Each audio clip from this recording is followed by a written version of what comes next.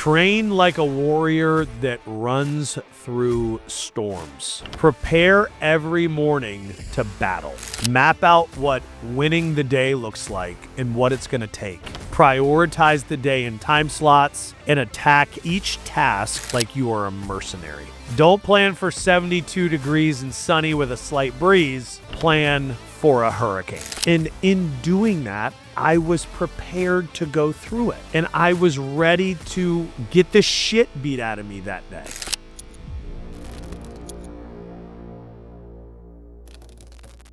All right, chapter 10, the Undressed Field Guide. Chapter 10 is more pain and more suffering. What goes up must come down. I said that about chapter 9. Chapter 10 takes the complexities of the situation and turns them into 4D chess in outer space. If I thought I had problems in chapter 9, chapter 10 goes into a completely different stratosphere that is so fucking outrageous. People didn't believe me. Chapter 10 is about me putting together all of these different signs and moments and situations and trying to figure out what's going on, because I know there's something going on that's not good, but I can't put it all together, because the only time I do put it together, it's so fucking outrageous. It's such a conspiracy theory that no one believes me. Every time I start talking about how it could all interconnect, people are like, dude, shut the fuck up. That's not happening. This is Baltimore, right? This isn't the show Billions. Get it together. You don't know what you're saying.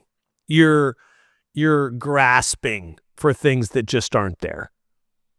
And then it turns out they are there. And I was right. And this is one of those situations where I didn't want to be right. This is one of those dead right situations where all of the signs keep coming up and you keep telling yourself, I really fucking hope I'm not right. Because if this is actually what's going on, we are fucked. And it turns out we were. So let's get to the field guide. Field guide, lessons learned, what you need to know. Hope will kill you. How to do it. Prepare for the worst, plan for reality, pray for the best. Knowing the best is probably not coming. And if it does come, chalk it up to a Christmas miracle. This is important because it's about setting your expectations so that you can properly execute the day and then properly set the standards for your team. When I eliminated this concept of the best case scenario happening, and every day I planned for the worst, it allowed me to have these little moments of upside, which were little gifts, even though they weren't positive gifts, I guess you could say, in a normal day or in a normal reality. It also helped the team to celebrate little wins that weren't actually wins, because we were planning for the worst. And so anything above the worst is a win. And so we got to start celebrating these little wins, even though they weren't wins at all. It was just micro moments moving forward a half an inch. Whereas 6 months prior, we were moving 1,000 miles a day forward. Now we're moving a half an inch forward, or we're just happy that we are in the same place that we were yesterday because we're in the middle of a fucking hurricane. And that was the win. And we would celebrate the wins every day. Every morning we had a call. And we would celebrate these moments. And we go, guys, great job. We're in the same place we were yesterday. We're making it happen. And in the beginning, people were like, this is fucking horrible news.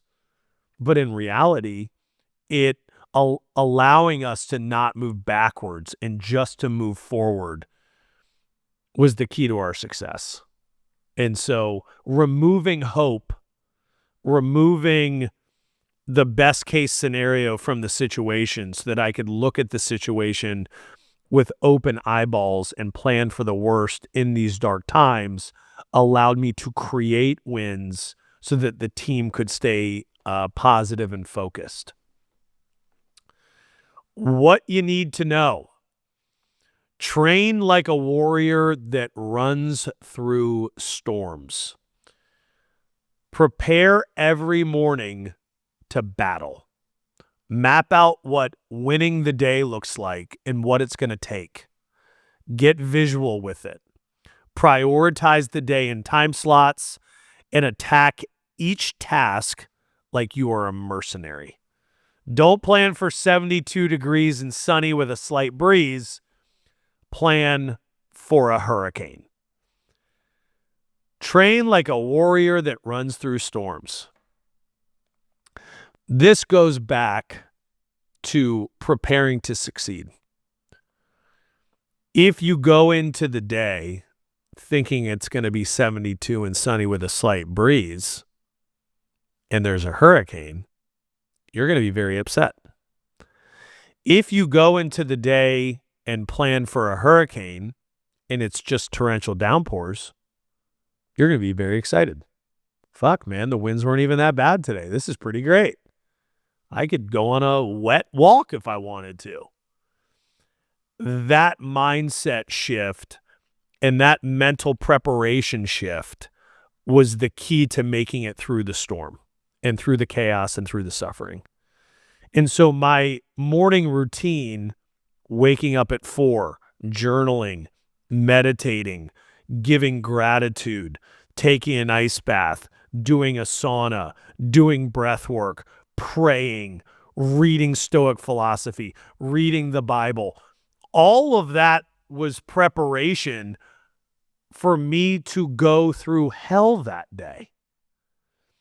And in doing that, I was prepared to go through it because I looked at it with open eyes. And I was ready to get the shit beat out of me that day. And what I see happen with a lot of people is they're like, well, if this works and this works and this works and this works, then, this whole plan could work. I'm like, what if it doesn't work? Yes, I believe you shouldn't have a plan B when you're going on your journey and you're moving forward. You can't steal second base with your foot on first, but you also need to be prepared for all hell to break loose. That was really helpful for me. That preparation allowed me to make it through, maintain my health, maintain my sanity, be a good father the best I could during that stressful time, be a good husband, be a good brother, be a good leader, be a good son. And if I had not prepared for that, that stress was just too much, honestly. What you need to know, there is only trust. Trust. It's everything. And I have a universal rule, which is when someone breaks my trust, they're dead to me. And I convinced myself to go back on that rule this one time because I wanted the journey to keep going. I didn't want to die in that moment. I didn't want the company to go under in that moment. And so I went back on a universal principle I have. When you break my trust, you're dead to me.